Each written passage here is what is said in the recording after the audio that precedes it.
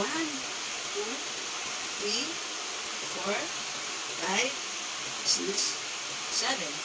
1, 2, 3. Mabigat na yan guys ha.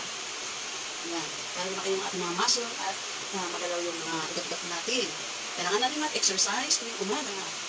Ayan. Bigat. Ganyan lang. Kahit saglit lang po. Mag-exercise tayo tuwing umaga. Tuwing umaga.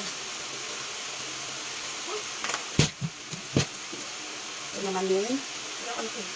1, 2, 3. 1, 2, 3, 4. 1, 2, 3, 4. 1, 2, 3, 4. 1, 2, 3, 4. Ganyan na, exercise. Para gumalaw ang ating mga ugat-ugat, kasukasuhan. Ay, tamaan na ito.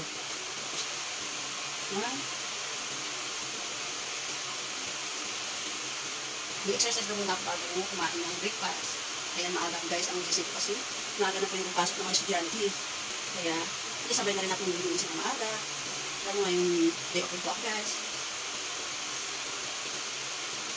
Ito binili ko ng aking anak kasi yung ganito ko namin nawala sa baba. Hindi naman alam kung sino kumuha. Kung sino nang hirang.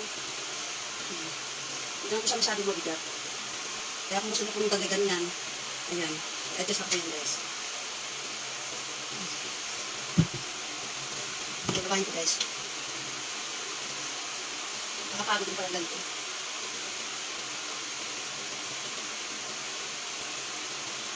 Kahit kunting oras lang po guys, pwede pa kayong ginawa ng ganito, exercise.